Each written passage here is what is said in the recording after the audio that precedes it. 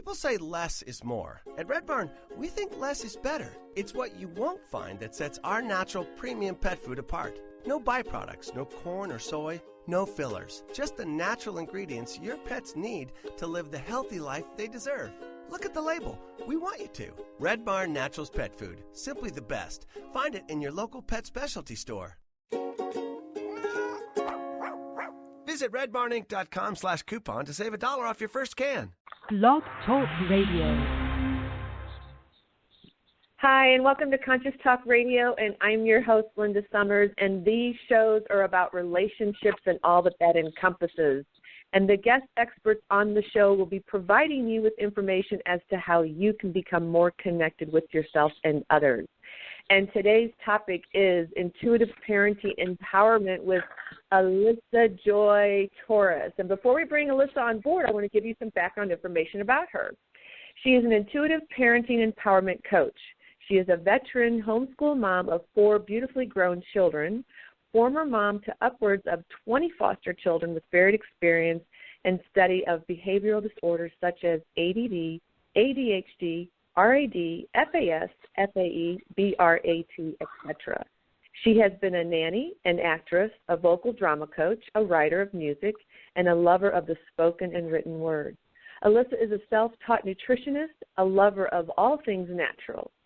She earned an associate's degree in music and religion and has been called an empath, humorist, nanny 911, joy bringer, healer, and manifester. She resides in Kansas City, Missouri. And I want to share with you a mantra that her children have heard literally since birth, that she has given this to them, and it's absolutely beautiful. You were born not into this world to get. Rather, you were born to discover your God-given gifts, hone them, then give them in every way possible to heal our world. What a beautiful quote. And so her gift is to help you discover ways to self-parent and bring a greater sense of wholeness to yourself, reignite your own inner fire, your I am, enter more fully into your sphere of influence with joy and passion, and become more successful in all of your life relationships with renewed vision and purpose. And with that, I would love to welcome Elisa to the show. Hi, Elisa. Hello, Linda. You make me sound like, a parenting goddess there. That is so wonderful. Well, lovely. You are a parenting goddess. You are magnificent. I have seen you. We have spoken. It's been like we have known each other forever. So I can attest to everything that we are going to share today, and everything that I mentioned about you is really true. I can feel it. I can see it. And you have such a joy about you, and you really do exude what you walk your talk. And so we really greatly appreciate having you on the show today and bringing your wealth of knowledge and information to make a better world and to help people, especially in parenting, Yeah. Self-parenting. Yeah, that's a big one. Mm-hmm. But that being said, I want to really kind of begin at the very beginning. If you can give us a brief story of how you got into doing this work on the self-parenting, or being an intuitive parenting empowerment coach. How did you get involved in that? Well, I found it very early on. It came naturally to me. From the moment I decided to become a parent, I started studying parenting. And so that was before I was even married. And so I found that there's a million different ways and a million different philosophies out there of parenting. So I started studying that. And so by the time I got married, I knew I wanted to adopt, and I knew I wanted to try to have my own children, which we're never guaranteed that in life. So I just had a fantasy that I wanted to do both. And so in that process, I, long story short, ended up giving birth to 2 children after 12 years of infertility. And we didn't list that in the bio, but I have experienced infertility and loved speaking to people about that and the miracles that produces, because during that 12 years, while I waited for my body to produce a birth child, I was privileged to adopt 2 children. One was a 3-year-old out of foster care, and another one was a newborn baby. And that is the blessing that comes from trial. So that just added to the things that I got to experience, that I could impart wisdom to other people through my own experience. So you ask me, how did I know I was supposed to do this, and how did I come to this? Every one of us has a story. Every one of us has a life experience. And I want to talk real quick to the woman who's in her 50s and her kids are grown and she's almost empty nesting. And she's sitting there after a lifetime of being a stay-at-home mom or even a working mom and doing everything for her family and for her husband. And she thinks, my kids don't need me anymore, therefore I don't have a contribution. Well, just like me, you do have an amazing, priceless contribution, and somebody needs to talk to you. We are all life coaches in life once we recognize it, because somebody needs to hear about the experience that we've had. And that's how I came to this. Well, and two, it's not waiting until we have our kids grown. This is where you're coming in, and before that ever happens, it feels like that we want to tap into this before and not wait, because that's what happens as we look at our partner too, and we say, oh my gosh, who are you? And we feel this emptiness because we've given our life to this. So I feel that this really kind of goes really in the very beginning to children, not before you even reach adulthood or parents. But I would love to speak on that as well too. I have something that I say, and I want to make sure I understood the question, and you can correct me after I answer this, that if you wait until you are pregnant or wanting to conceive before you find out how to be a better parent, you've waited many years too long. And one of the key things that we can do for ourselves to prepare for that parenting journey is to self-parent ourselves. Basically, that's just grow up and do it as quickly as possible. One of the key ways that I work with my clients on in this area is going back in your past and being your own best parent to heal those moments that hurt you. Keep bringing the PTSD, the emotions of the past into the present. You can go back, and I walk people through this process of going back to those moments and parenting your little self. Psychologists can put this in very medical terms and very mental terms for you, but it is as simple as accompanying yourself through those moments of trauma and being your own best parent. And that brings you to the point in your present of knowing I can do this. Whatever your next challenge is, you have bolstered yourself, but you've done it yourself. Does that make sense? Yes, absolutely. So that's what you were really talking about when it was that 12-year waiting period. So that's what you meant by that? I found that very fascinating, that you had this 12-year period. The 12-year waiting period for me, I married somebody who did not want to adopt. I married somebody who had only a vision for his own birth children. And it took, and I loved him very much, and I did not fault him for that, though it was a big surprise because I always wanted to adopt. And we did talk about it pre-marriage. But what that did for me is it gave me the blessing, literally answered my prayers that I had from a child, that I wanted to take in fatherless children that nobody wanted. I always wanted to adopt at least a couple. And so in the interim of that 12-year period, my then husband, had the chance to think about this. And after about 7 years, he came to me and he said, I'm ready to adopt. I want to be a father more, these are my words, more than I want to procreate. That is the blessing in having things not work out the way we want them to, or we would prefer them to. I was so grateful for that time of infertility because I got to give a home to homeless children. If I had been able to have children when we wanted to have children, I would have never gotten to adopt. But and now I literally have to stop and think which of my children are adopted. I have to think now, okay, which is this one? It doesn't matter. Once they're yours, they're yours.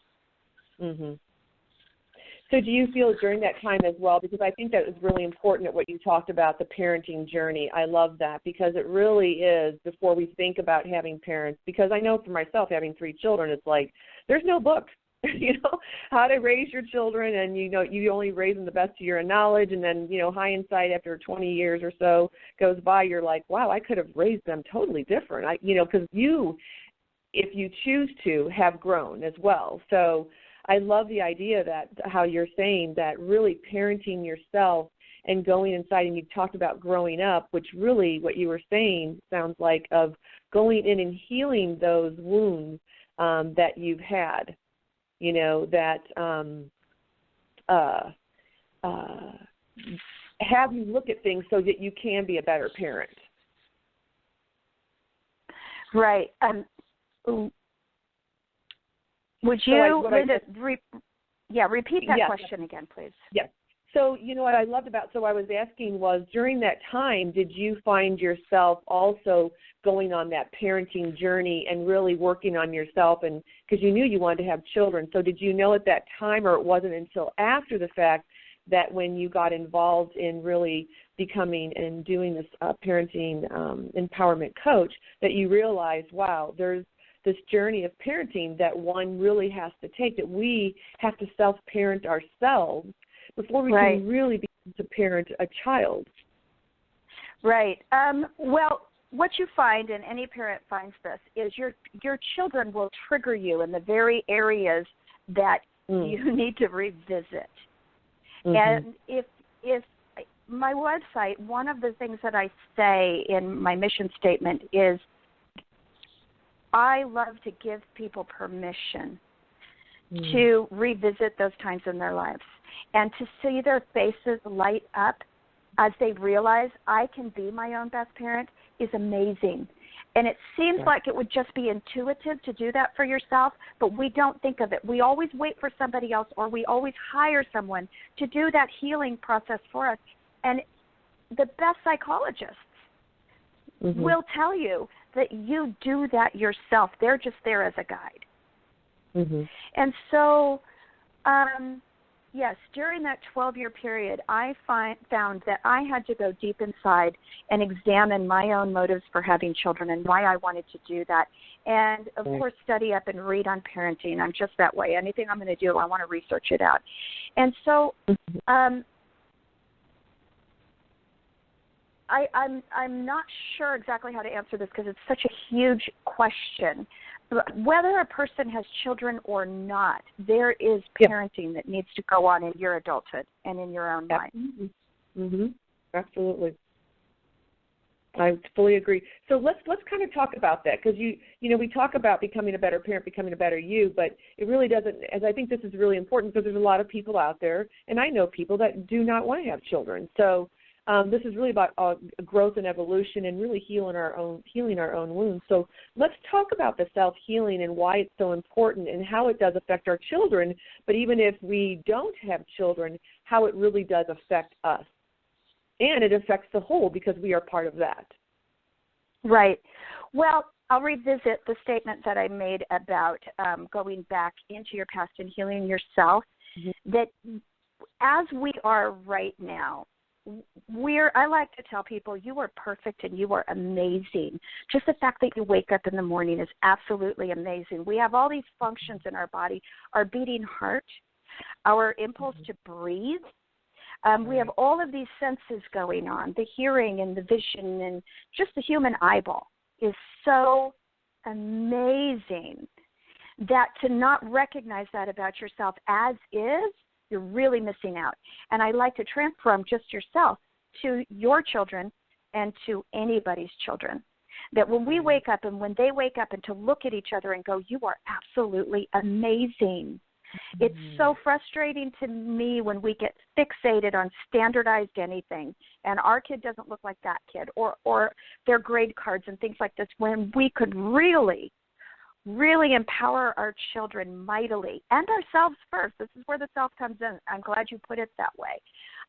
Ourselves first, and then others around us, that we're perfect and amazing as is. And then we don't want to just rest in that. In the fact that our intrinsic value is so vast, we can't even measure it.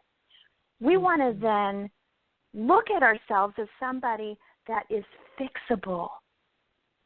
And we start that, almost everybody, even other life coaches that come to me and we talk to, and I say, how are you doing with your self-care? This is just another way of saying self-parenting. When was the last time you looked in the mirror and said to yourself, you are so beautiful.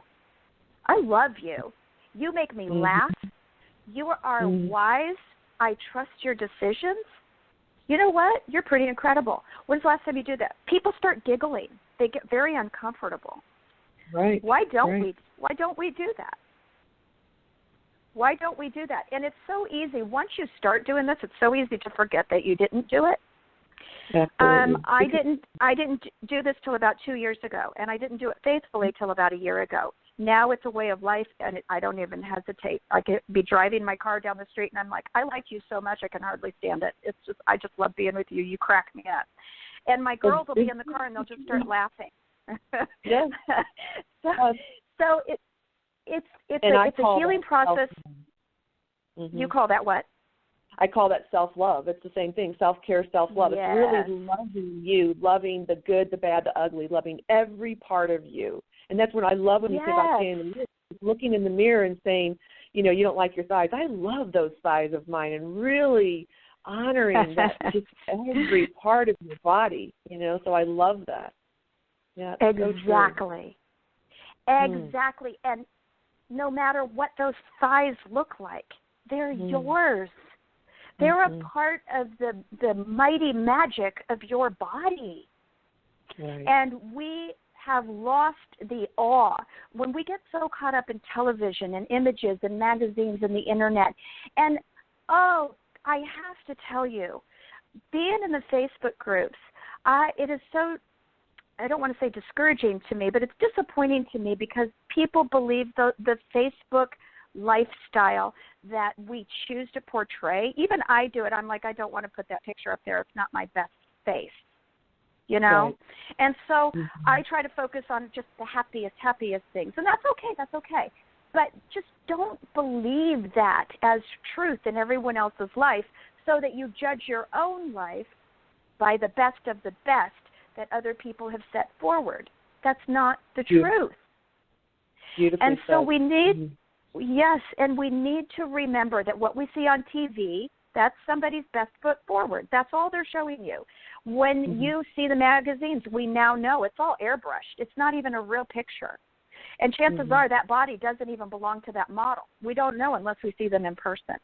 Yet we buy the lie that we need to look like that. And so we look in the mirror and say, I love you. I love everything about you except your thighs. And that's just silliness. Yeah, and you made a great point about the magazines and how they really program us into looking. And these young girls that are growing up, and even men too, but mostly the women, right? These young girls are seeing that and thinking, oh gosh, that's how I want to be, not really knowing that these women could be dying inside, literally. So I love this conversation. And a lot of them are dying inside, and we see their smiles, and we think, I want to look like her so I could be happy like her. And she is dying inside.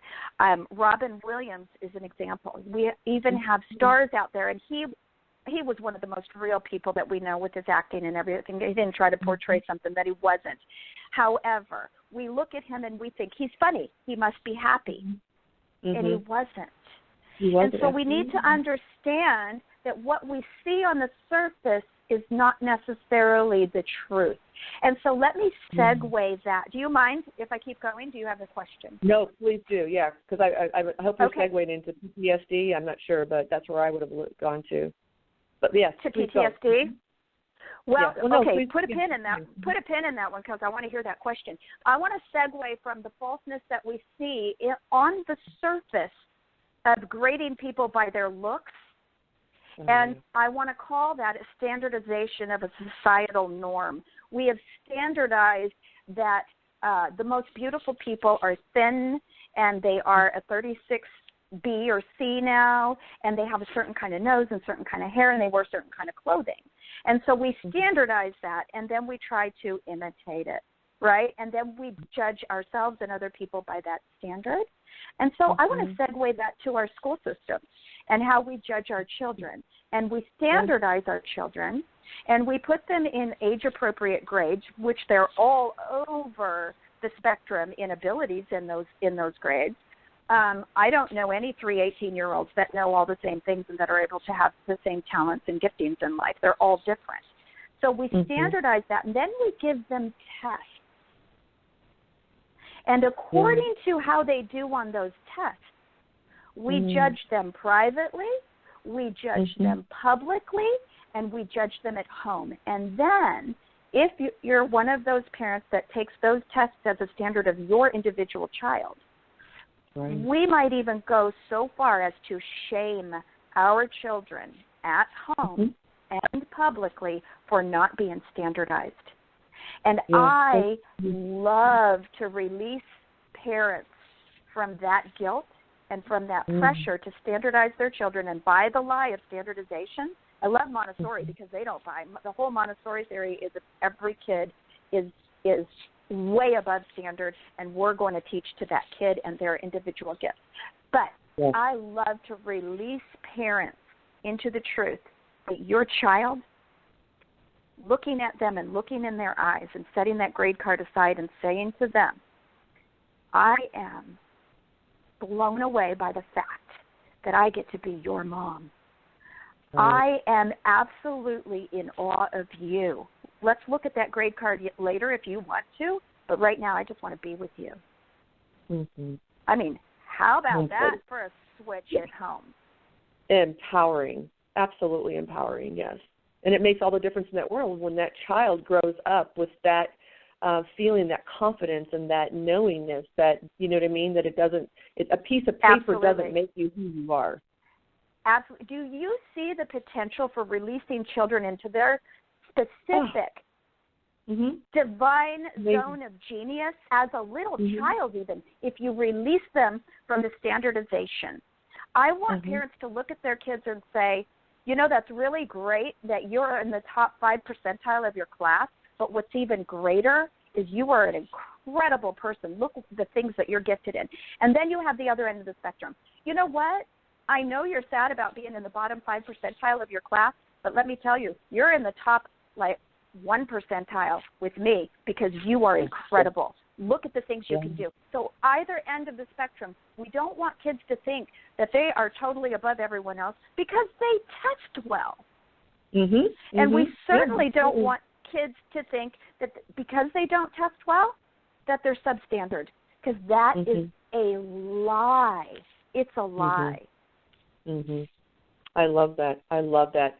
Yeah, so true, so true. And which really kind of brings me into segueing into what I was going to ask you about, because that is so true. If we can really, as parents, see that and recognize that it isn't about a piece of paper. It's like when you give out your resume. Your resume has stuff that you've done and things like that, but it isn't really who you are.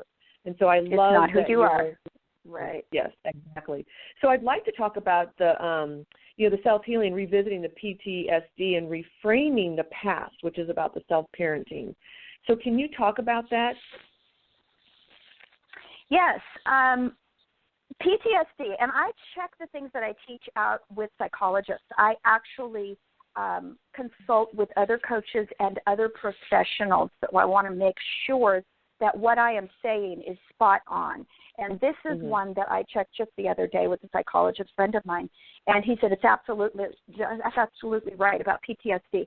PTSD is the borrowing from the past emotions of a situation that is dead and gone and bringing those emotions into the present where they actually stop you short in life and cause you to revisit the pain as if it happened today. That's PTSD. The situation is not real. It's all in our mind. And yes, it's simplified, and yes, it's easy for me to say because I don't have a lot of PTSD, but I have had some. And specifically straight out of divorce, because I lived a very, very specific kind of controlled life within the choices that I made in marriage. And I basically lost myself. This is a very common story. I basically lost myself in my husband and did not allow myself to shine or to live fully as who I was. And when you do something like that for 23 years and then all of a sudden overnight it's gone, there's going to be some PTSD to deal with. And so the reframing that is done, and I hope this is because we've talked about this extensively, and I hope this is where you were going with this, and if not, you can correct me and get me to answer this right. But the reframing that I like to do, and I like to do with people, because I still do this with myself, is when I'm stopped short by those emotions from the past, and I realize, oh, this is not real right this second, and these emotions are from a time in the past, I say, Elisa, your little Elisa needs you. You need to go back and revisit this and sit with her and see what she needs. And so I'll go, okay, and so I'll get myself quiet, and I will go back to that place where that emotion happened, and I will sit with it, and I will literally sometimes wrap my arms around myself as a little me and say, I am here, I'm right here. And I know this is so hard for you right now, but I want you to know I'm listening to you.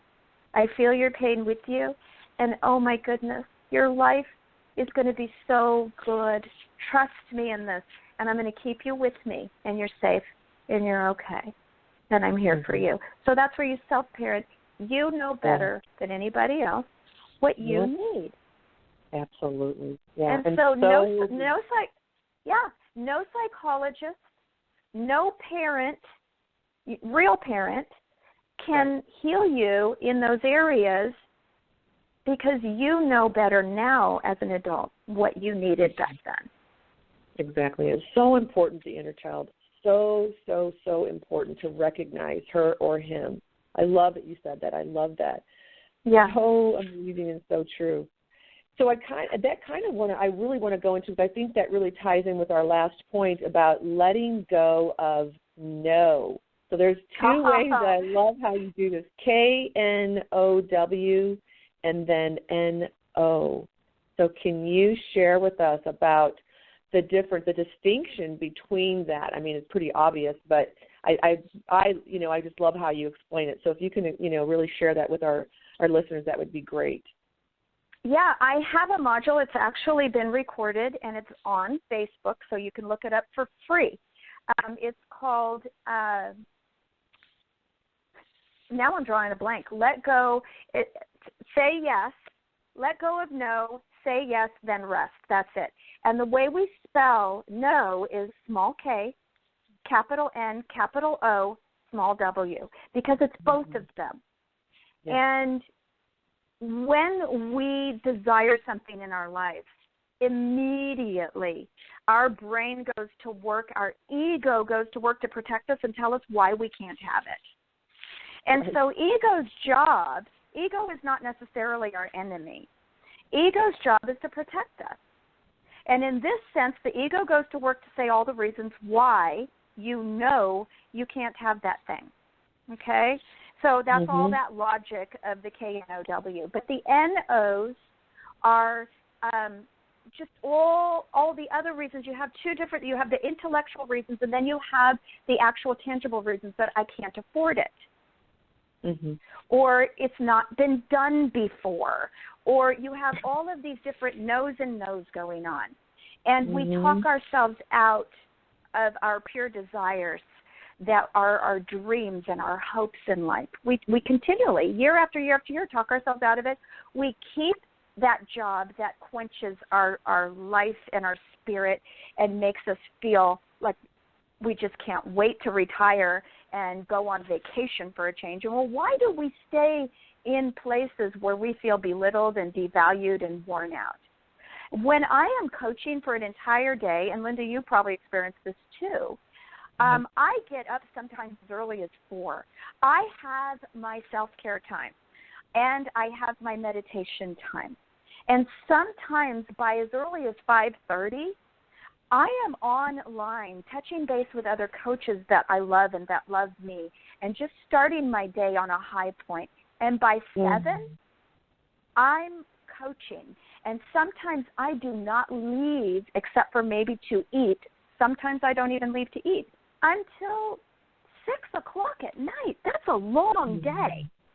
Yeah. And I am exhausted, but I'm so energized, and I can't wait to do it tomorrow. I cannot wait. Yes, I love and that. So when you are doing a job, when you are in a career that is your zone of genius and your zone of excellence, you're not going to dread it. You're not going to say, I don't even know what day it is some days. So when I see the Facebook ads that go, thank God it's Friday, and the memes that people are putting up, I'm like, wait a minute, I thought it's Tuesday, isn't it Tuesday? Or the hump day one and all that. I'm like, I don't even know what those days are anymore, because every day, every day is Friday to me. I absolutely love doing this. And so I love for people to find their zone of genius, to say yes to it, to let go of no. Let go of all the reasons why I can't have that career that I want, why I can't have the income that I want, why I can't have the dreams and the relationship that I want. Let go of all that logic. Let go of ego. Thank ego. Say thank you so much for trying to protect me, but I got this. I really do want this, and I deserve it. So you let go of your no's. Just say yes, and watch as the universe starts to unfold your yes. Vision boards are great for this, because it just trains the brain to see the very thing that you're envisioning for yourself so consistently that these things start to happen. Your creativity and your genius kicks in, and you start to actuate those things on your own. I love that. I love that. So let me just ask you one last question. So what would be one thing, a gem that you could give our listeners that's really made a difference in your life? It's really made a difference in my life. The biggest thing that I can, well, I know, I'm sitting here and it's like a file is going by in my mind going, okay, which one do I pick? Yes. I think I'm going to pick self-love. Yes. I think I'm going to choose that, because it took me 50 years to get to the point in my life of looking myself in the eyes and saying, you are absolutely incredible. You are so worth all the love coming to you. I had my partner said to me once the lyrics to a song, and he sent it to me text, and it just, wow, my whole mind shifted around it. And it was all the love you're giving. I can't remember the exact lyrics. I wish you were right here to tell me, but isn't it wonderful to get to the place in life where you realize that all the love that you've been giving has all been meant to you, for you.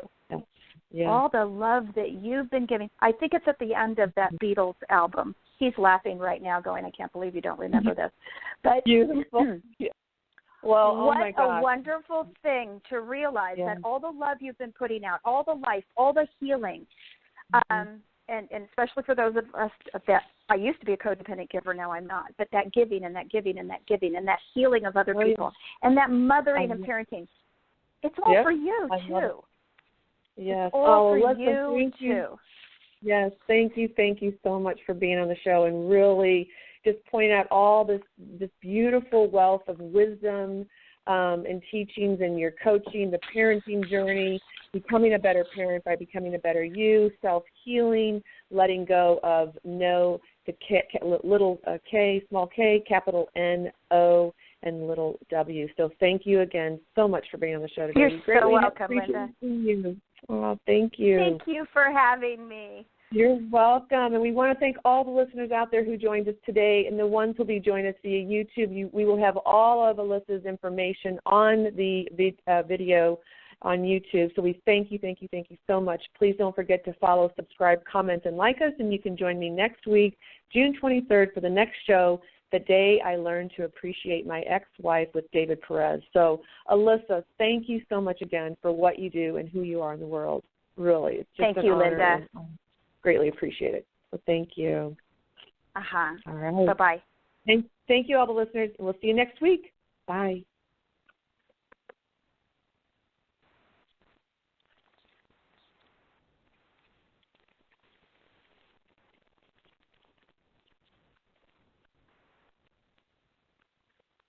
Grand Canyon University is Arizona's premier private Christian university, committed to providing next-generation education for students who want to make a difference in the 21st century workforce. GCU offers more than 190 academic programs in high-demand fields across 9 distinct colleges, including our prestigious GCU Honors College. Earn your degree online, in the evening, or on our vibrant Phoenix campus. Fast-track options and academic scholarships still available with no out-of-state tuition. Visit gcu.edu. Grand Canyon University is Arizona's premier private Christian university, committed to providing next-generation education for students who want to make a difference in the 21st century workforce. GCU offers more than 190 academic programs in high-demand fields across 9 distinct colleges, including our prestigious GCU Honors College. Earn your degree online, in the evening, or on our vibrant Phoenix campus. Fast-track options and academic scholarships still available with no out-of-state tuition. Visit gcu.edu.